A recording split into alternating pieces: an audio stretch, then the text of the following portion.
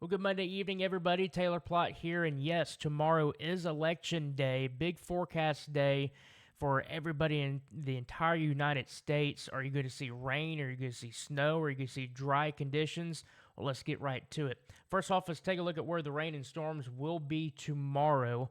And there should still be quite a few areas of rain and storms for Arkansas into Texas, Missouri, into the Great Lakes area. Let me actually flip on here. This is going to be the reflectivity type. You see, there is some snow shower activity across parts of Wyoming, Montana, Utah, and Colorado. I'll get to that here in just a little bit. But our main focus to start is going to be this line of storms, rain and storms that will continue to move across the central part of the United States. This is 6 a.m. tomorrow morning, so right when voting is starting across a good portion of the United States as we go throughout the morning, 10 a.m., 11 a.m., noon. I mean, if you're anywhere in Illinois, Missouri, the eastern part of Missouri, down to Arkansas, Texas, Louisiana, you are definitely going to need to have that umbrella handy for sure as you go throughout the remainder of your election day. I really don't see this changing much at all. Uh, this will just continue to move to the east. So if you don't see rain during the morning, if you live in St. Louis, if you live in Memphis, if you live in Jackson, Mississippi, Springfield, Illinois, if you don't see it in the morning, you're probably going to be seeing it later on in the day. So just be prepared to deal with some issues once you start getting out and trying to vote. You might need that umbrella handy for sure. As we go into your afternoon hours, once we get to 3 o'clock in the afternoon, that rain and storm line is starting to move into parts of western Tennessee, Memphis, starting to see some of the activity, and then further up, getting to the east side of Chicago, getting close to that Indianapolis area. Indianapolis, I think you're going to be okay for the majority of the day. Your issues are going to be generally right as the polls are closing. If you're going to be leaving work and going to vote, that might be an issue for you during the latter part of the afternoon. So just keep that in mind. You might need your umbrella handy late in the day as opposed to the morning. And 6 p.m., 7 p.m., right as polls are closing, you see that line of storms now getting into parts of that Indianapolis area, getting close to the western side of Michigan, now crossing the Great Lakes area, and then further south, getting into parts of western Mississippi and western Tennessee. So that is generally the big issue that we're going to be seeing forecast-wise, is that line of storms that should be moving in across a good portion of the area once we get into the afternoon and evening hours across parts of the central United States. So let's kind of go region by region here. So let me back things out. I'm going to keep the NAM, and we're going to just kind of go region by region here. So let's look at the Pacific Northwest. We'll get things back here around 6 a.m. Most areas are going to be dry. There will be a few showers around, generally south of Seattle, but once you get into the higher terrain, you're going to be seeing some of those snow showers.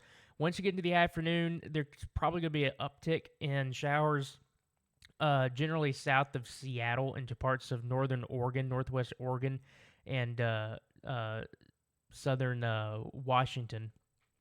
And that should continue across those areas basically for several hours during the afternoon. So really and truly, it's not going to be a huge issue out there, but there will be some showers around for sure in some places across the Pacific Northwest. Well, what about generally the western United States as a whole? So kind of getting into more of the Southwest as opposed to the Pacific Northwest, and things are looking pretty dry. You see nothing to speak of, really, with the exception of some snow shower activity that's expected during the day and even into the afternoon hours for parts of Utah and Colorado, just the Intermountain West, seeing some of that snow shower activity for you guys. So that's really the only impacts across those areas. Temperatures across this area, I forgot to actually show that for the Pacific Northwest, but it's really going to be the same once you see the western coast of California. Once you go up the west coast into parts of Washington and Oregon, temperatures are generally going to be in the 40s and 50s. But as for the desert Southwest, you're seeing temperatures in the 60s and 70s, and even to parts of Western California, seeing those temperatures in the 60s and 70s. So generally around average for this time of year over there for you guys in the desert Southwest and just the West in general. What about the northern plains? We'll start off with some of the temperatures here. We'll kind of back things out for the morning. Morning is going to be quite cold out there. Temperatures around freezing for some places, and then other places seeing temperatures in the mid 30s. Once we go throughout the day, though, we'll see temperatures warm up into the 40s for some places, and then even into the 60s as well once you get into the afternoon and evening hours. The other thing that is going to be happening is we're going to be drying out for a good portion of the central United States.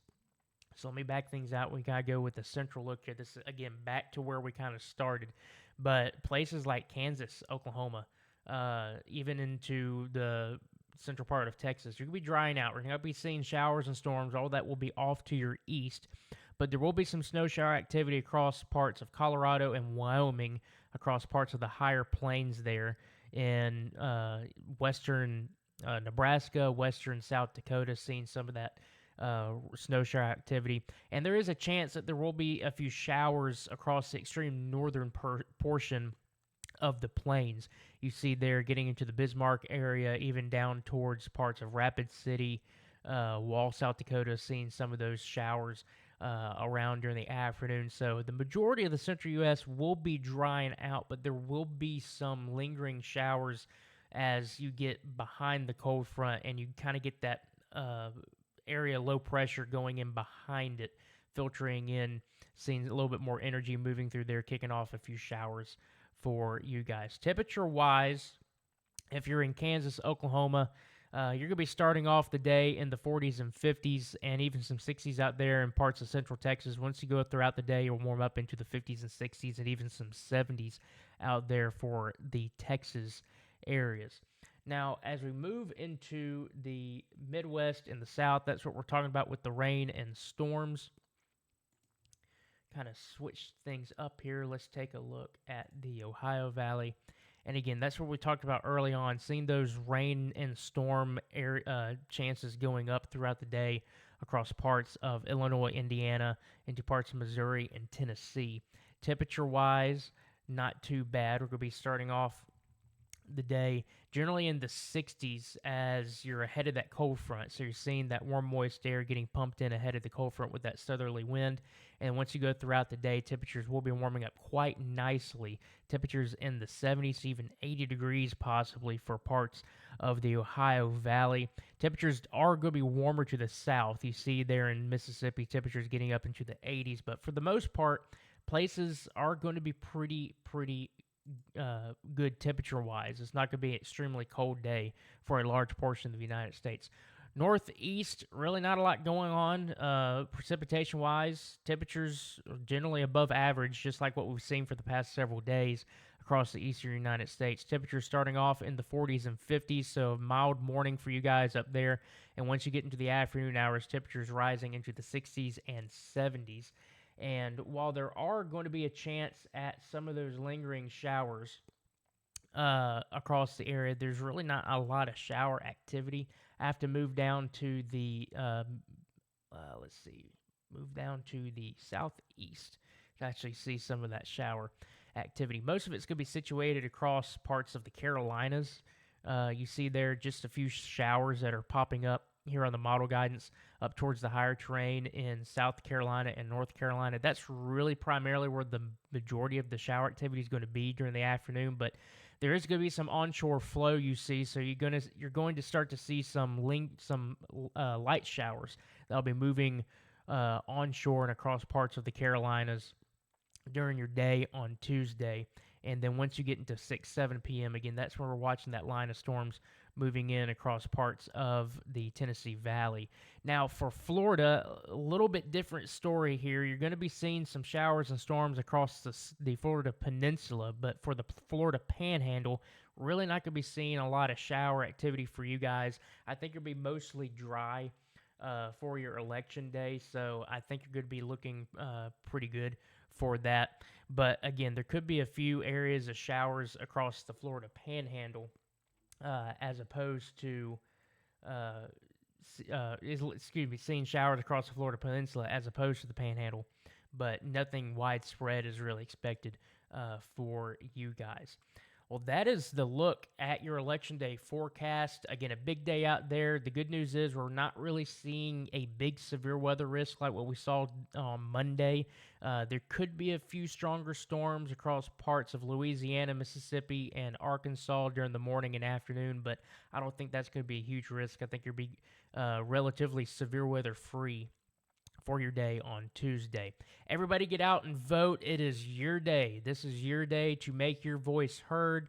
So please, if you did not get your early vote in, if you didn't do mail-ins, if you didn't do early voting, please try to get out and do that tomorrow. Again, it is your day. Let your voice be heard, and we'll see how everything pans out. I know it's a kind of interesting election year, a lot of stuff going on, but again, tomorrow is your day to get your voice heard across the entirety of the United States. That's a look at your election day forecast. Hope you guys have a great rest of your Monday and have a great Tuesday out there, and I hope you stay safe, and we'll see you guys later on.